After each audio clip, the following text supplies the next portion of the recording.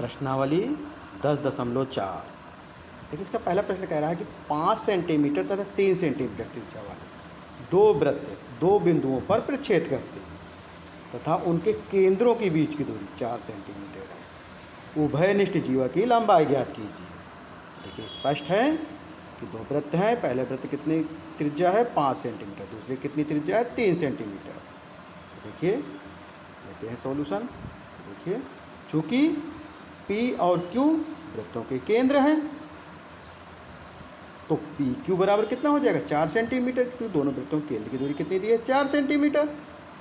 केंद्र P और त्रिज्या 5 सेंटीमीटर लेकर एक वृत्त खींचा। देखिए हमने वृत्त खींचा AP बराबर 5 सेंटीमीटर लेकर। देखिए इसी प्रकार पुनः केंद्र Q और त्रिज्या 3 सेंटीमीटर। देखिए केंद्र Q ले लिया और AQ बराबर कितना लिया 3 सेंटीमीटर लेकर दूसरा वृत्त खींचा, जैसा कि चित्र में दिखाया गया है। देखिए चित्र में देख सकते हैं आप लोग, जैसा कि चित्र में दिखाया। माना A और B को मिलाने वाला रेखाखंड, A और B को मिलाने वाला रेखाखंड,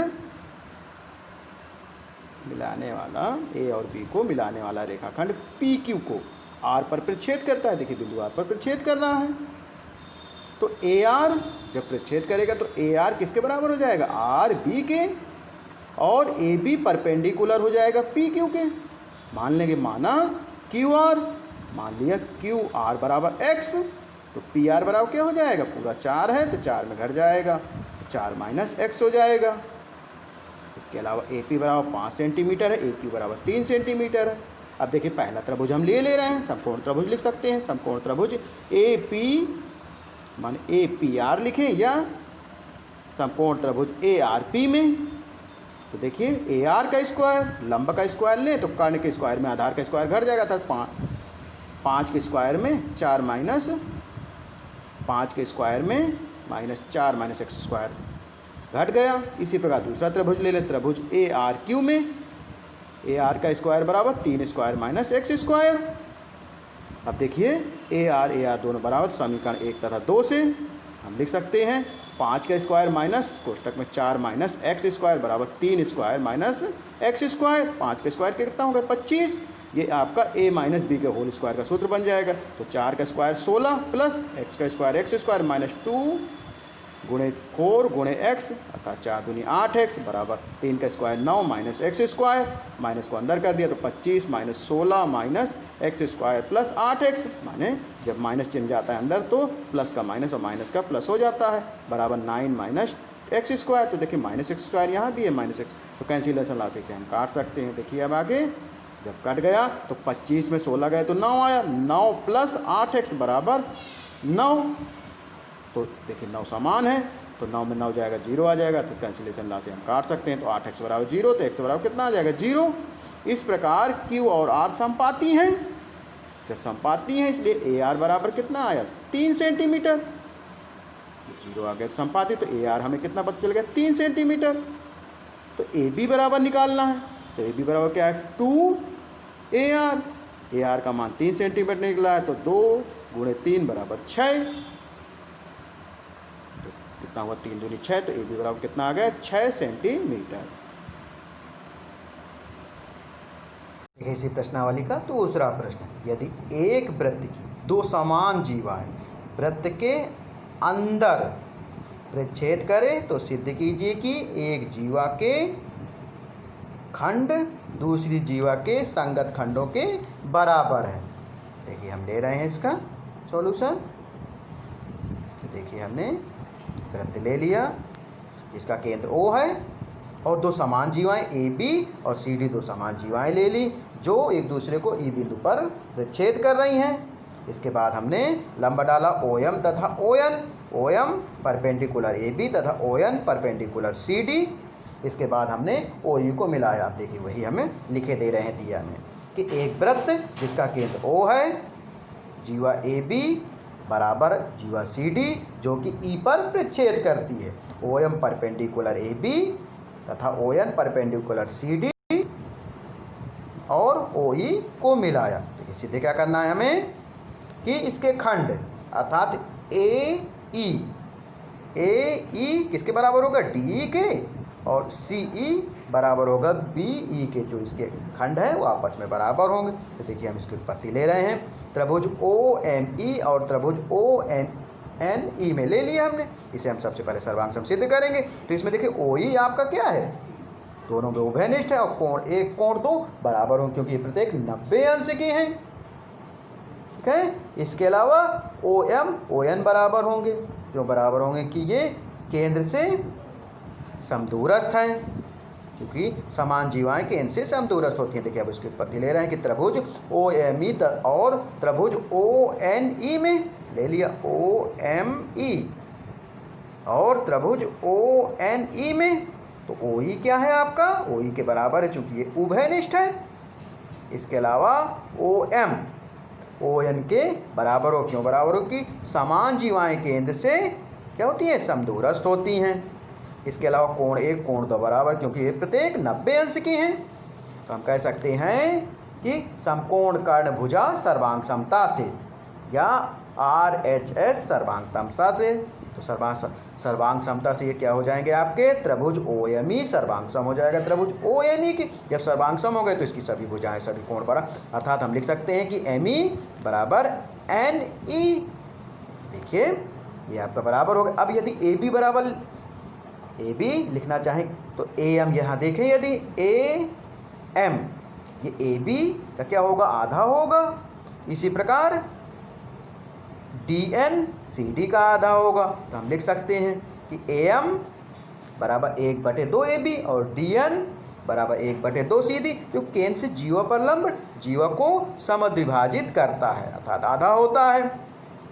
परंतु देखिए हमें AB किसके बराबर दिए, CD के बराबर दिए हमें दिए हैं। इसके अलावा AM, तो AM किसके बराबर हो जाएगा, DN के बराबर हो जाएगा, क्योंकि AB CD के बराबर है। देखिए हमने ऊपर दिया था कि AM बराबर 1/2 AB और DN बराबर 1/2 CD। अब जब AB और CD बराबर है तो AM किसके बराबर हो जाएगा, DN के। ये दूसरा आपका समीकरण 1 तथा 2 को जोड़ने पर जोड़ दें अब, तो ME प्लस AM बराबर NE प्लस DN, ये किसके बराबर हो जाएगा, AE बराबर D के। आप ऊपर देख सकते हैं कि NE plus AM ME plus AM, तो ये किसके बराबर हो गया, AE के। इसी प्रकार वो दूसरा AM किसके बराबर हो गया, ये AE के और दूसरा DE के। तो इसी प्रकार हम दूसरा सिद्ध कर सकते हैं कि CE किसके बराबर है, BE के। यही हमें सिद्ध करना था।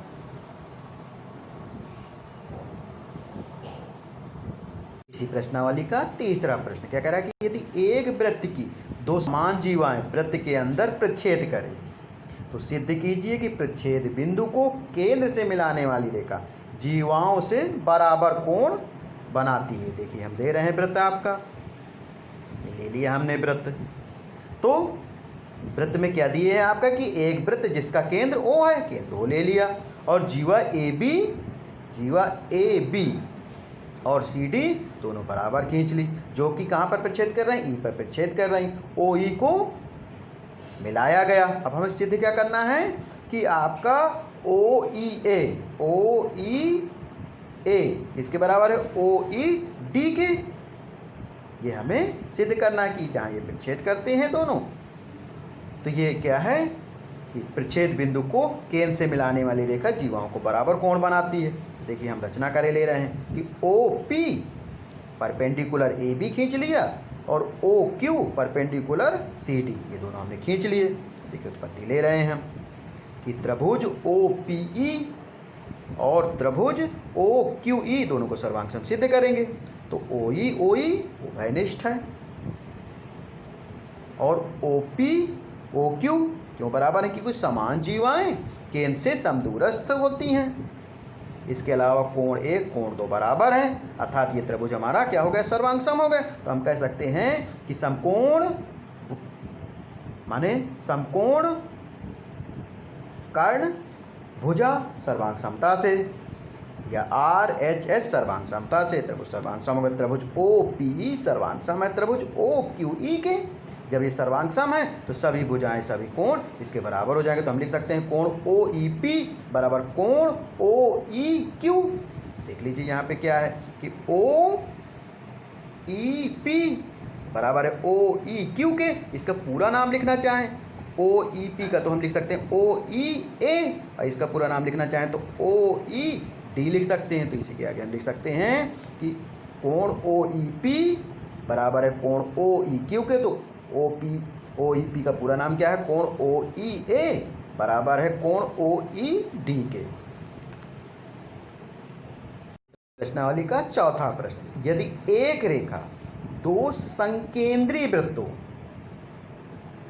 एक ही केंद्र वाले वृत्त को हम संकेंद्रीय वृत्त कहते हैं, को जिनका केंद्र ओ है, ए बी सी और डी पर प्रच्छेद करे तो सिद्ध कीजिए ए बी सी डी के बराबर। देखिए हमने दो संकेंद्रीय वृत्त ले लिए, ठीक है, ये दोनों वृत्त लिए हमने संकेंद्रीय केंद्र। तो दो संकेंद्रीय वृत्त जिनका केंद्र ओ है, यहाँ पे हमने ओ है, एक रेखा इन दो वृत्तों को ए बी सी डी पर प्रच्छेद करती है। ये हमने रेखा दोनों वृत्तों को देखिए कहाँ कर रही है, पहले ए पे कर रही है, फिर बी के कर रही है, फिर सी के कर रही है, डी पे कर रही है। देखिए हमें सीधे क्या करना है कि ए बी बराबर है सी डी के। रचना हम कर रहे हैं कि ओ एम परपेंडिकुलर हमने क्या खींच लिया, बी सी खींच लिया। देखिए उत्पत्ति कर रहे हैं, चूंकि बी सी छोटे वृत्त की एक जीवा है, बी सी छोटे वृत्त की एक जीवा है, और ओ एम परपेंडिकुलर है किसके, बी सी के। तो हम कह सकते हैं कि बी एम बराबर है एम सी के। पहला समीकरण हो गया, क्योंकि केंद्र से जीवा पर लंब जीवा को समद्विभाजित करता है, अर्थात ओ एम बी सी को समद्विभाजित करेगा, तो बी एम बराबर एम सी हो जाएगा। समीकरण 1 हो गया। इसी प्रकार हम दूसरा ले लेंगे, पुनः ए डी। देखिए ए डी बड़े वृत्त की एक जीवा है और ओ एम परपेंडिकुलर है ए डी के, ओ एम परपेंडिकुलर है ए डी के। तो हम कह सकते हैं कि ए एम बराबर होगा डी एम के, ए एम बराबर होगा डी एम के। क्यों होगा, क्योंकि केंद्र से जीवा पर लंब इसे समद्विभाजित करता है। हमेशा जब लंब बढ़ता है तो दोनों क्या होती हैं, जीवाओं को दो भागों में बांटता है था दोनों। तो ए एम बराबर एम डी समीकरण दूसरा मान लेंगे। अब समीकरण ए दो में समीकरण को घटा दीजिए, तो A M minus B M, A M minus B M और D M minus C M. तो अब इसमें बचेगा क्या, जब हम ए एम में बी एम को घटा देंगे तो क्या बचेगा, ए बी बचेगा, और एम डी एम में सी डी को घटा दें, डी एम में सी एम को घटा देंगे तो क्या बचेगा, सी डी बचेगा। तो हम लिख सकते हैं कि माने ए एम में बी एम को घटा दिया तो ए बी बचा, और सी एम में डी एम में सी एम को घटा दिया तो सी डी बचा। यही हमें प्रूव्ड करना था। क्या प्रूव्ड करना था, इसमें कह रहा था कि सिद्ध कीजिए कि ए बी किसके बराबर, सी डी के। यही हमारा बराबर हो गया कि ए बी बराबर है सी डी के, तो हैंस प्रूव्ड।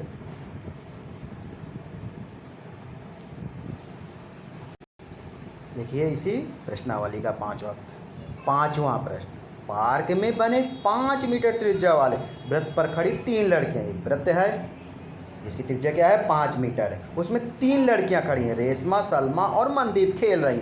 रेशमा एक गेंद को सलमा के पास, सलमा मनदीप के पास तथा मनदीप रेशमा के पास फेंकती, तीन एक दूसरे के पास फेंक रही हैं। यदि रेशमा और सलमा के बीच और सलमा और मनदीप के बीच की दूरी 6 मीटर हो तो रेशमा और मनदीप के बीच की दूरी क्या है। तो देखिए हमने ये आपका चित्र ले लिया। तो माना रेशमा, सलमा और मनदीप की स्थिति क्रमशः क्या है, आर, एस और एम से दर्शाई गई है। देखिए इसमें सलमा हमारी एस है, रेशमा आर है और एम मनदीप है।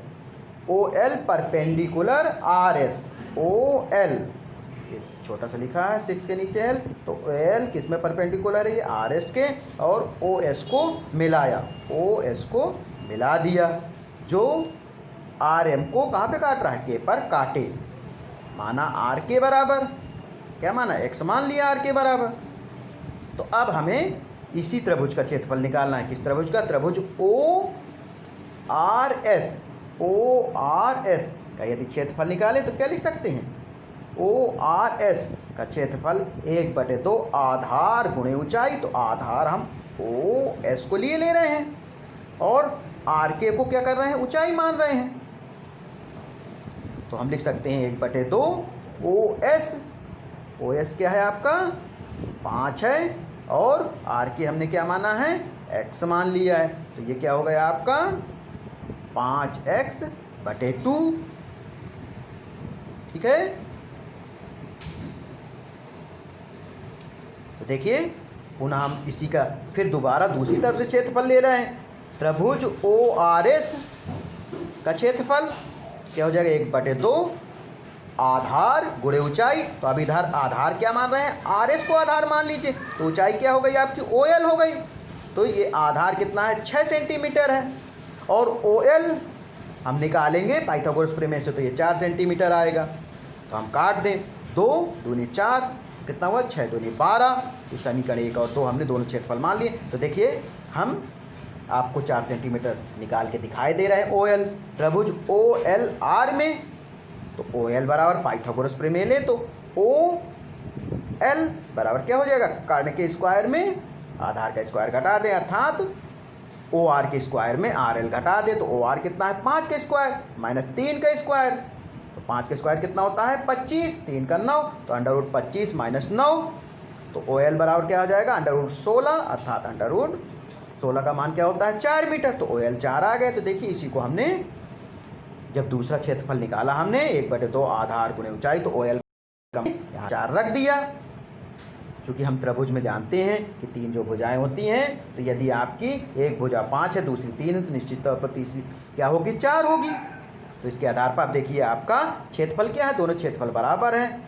त्रिभुज ORS का क्षेत्रफल 5x/2 आया है, और दूसरे त्रिभुज का क्षेत्रफल 12 आया है। तो समीकरण 1 चूंकि दोनों के क्षेत्रफल बराबर हैं, तो हम लिख सकते हैं समीकरण 1 तथा 2 से 5x/2 बराबर 12। समीकरण 1 तथा 2 से क्या लिख सकते हैं 5x/2 बराबर 12। 5x तो x बराबर लिखें, तो 5/2 पक्षांतर में जाएगा, तो वहाँ भाग में माने गुणे का पक्षांतर करते हैं तो भाग पहुंचता है, तो 12 गुणे 2/5 हो जाएगा। तो 12 दूनी 24/5, ये 4.8 मीटर आ गए। तो हमसे पूछ रहा है रेशमा और मनदीप के बीच की दूरी, तो इसमें कितनी है 2x है। तो 2 गुणे x का मान कितना है 4.8, तो 4.8 का गुणा दुगना क्या हो गया 9.6 मीटर। तो रेशमा और मनदीप के बीच की दूरी कितनी हो जाएगी 9.6 मीटर।